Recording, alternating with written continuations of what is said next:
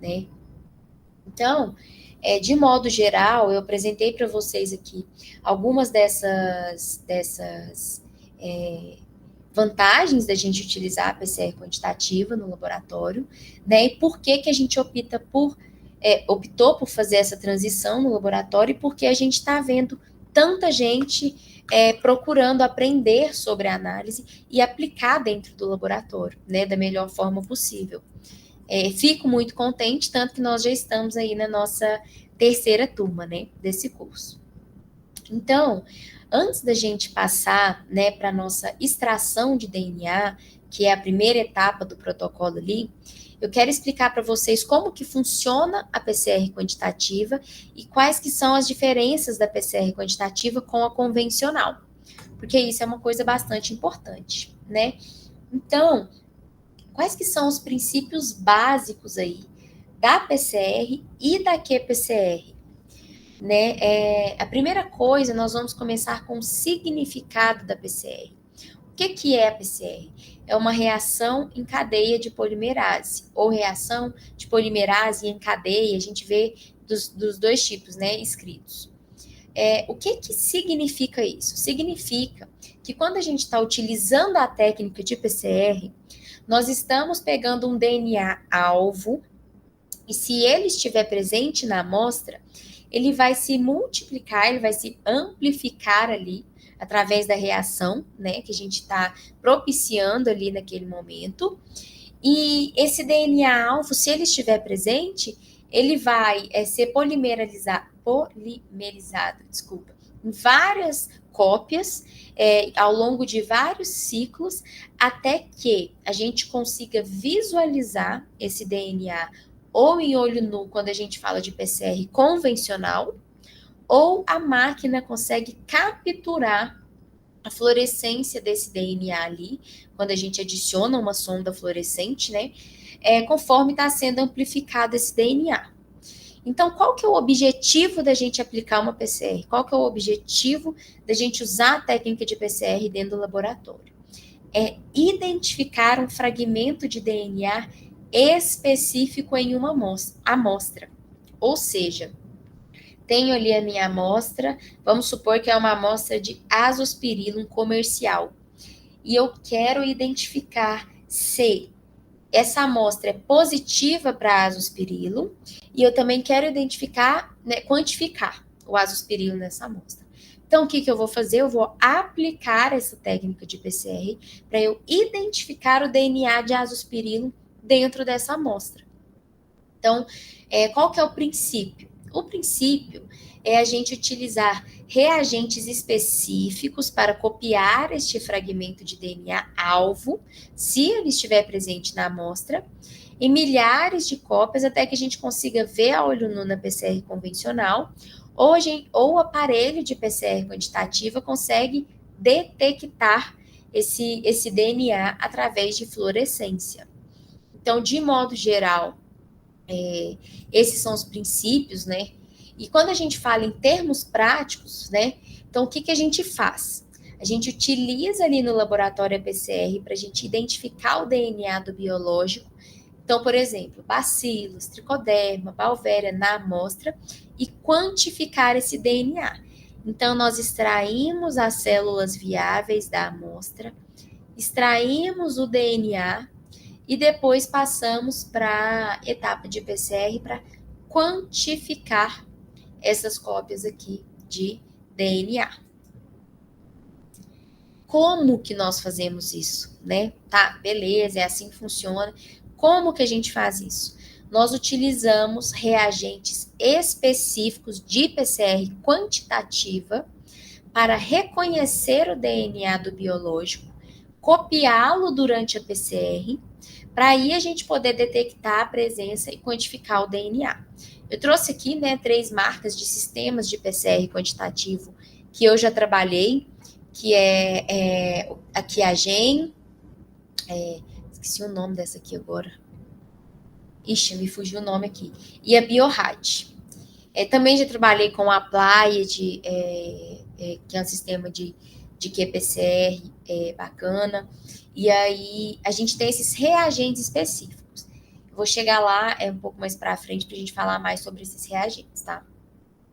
E aí, né, voltando à PCR, dentro da máquina de PCR, como que funciona, né, a PCR?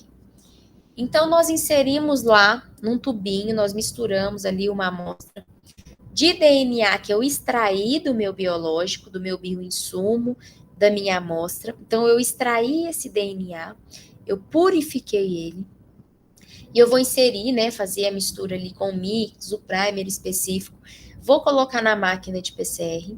O meu primer aqui, que está em verdezinho aqui, ele vai identificar uma região específica do DNA. Então, por exemplo, eu tenho um primer específico para Trichoderma asperellum, um primer específico para Trichoderma harziano, um primer específico para Azospirillum brasiliense, um primer específico para Beauveria baciana, para as espécies de bacilos.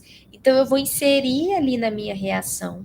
Se na minha amostra tiver presente aquelas células desse micro-organismo alvo, esse primer ele vai identificar esse fragmento, e aí vai vir uma enzima específica, DNA polimerase, né, que a gente chama de TAC polimerase, que é o tipo da DNA polimerase, e ela vai começar a polimerizar aqui novas cópias desse mesmo DNA alvo.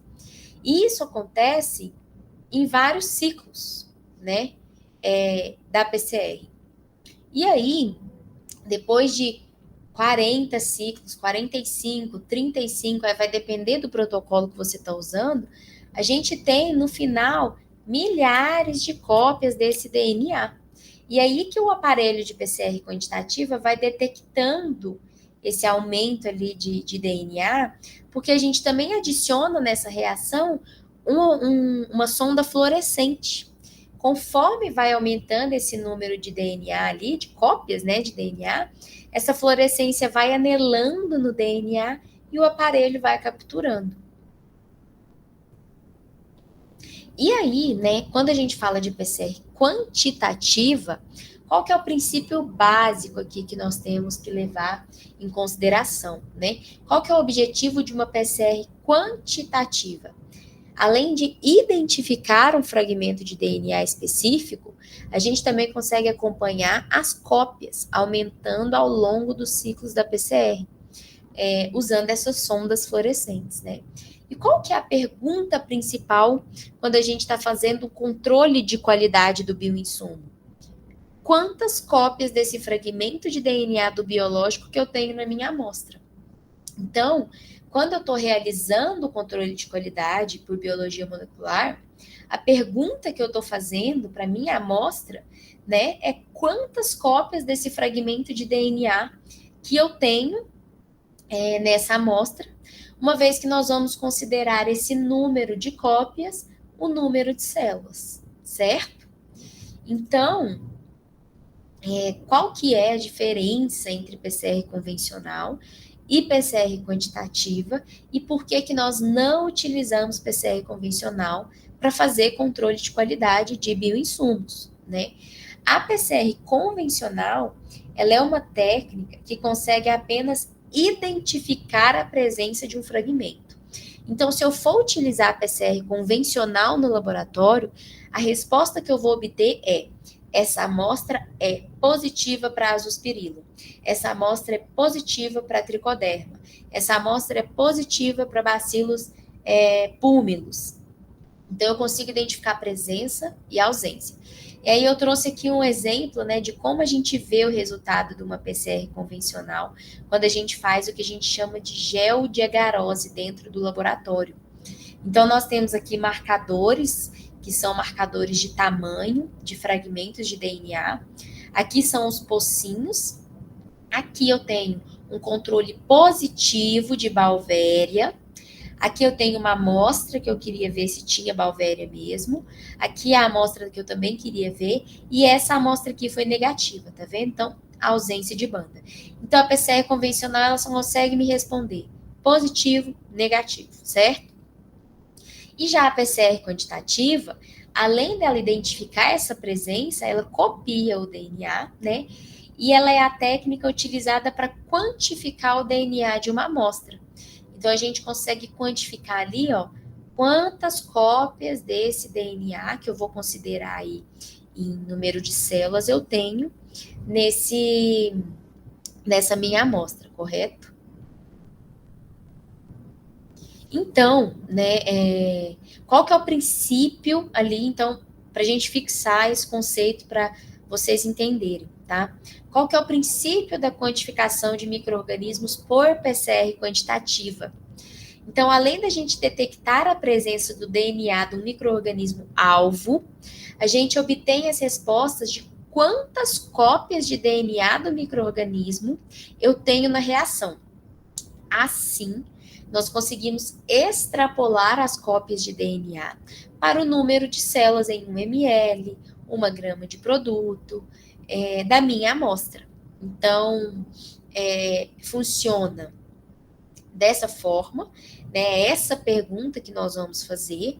E agora a gente começa a entrar aqui no protocolo, né, em si. Antes, eu gostaria só de reforçar com vocês que a máquina de PCR quantitativa, qual que é a diferença da máquina de PCR quantitativa da máquina de PCR convencional? É a mesma máquina? Não, não dá para usar. É uma máquina específica, tá? Por quê?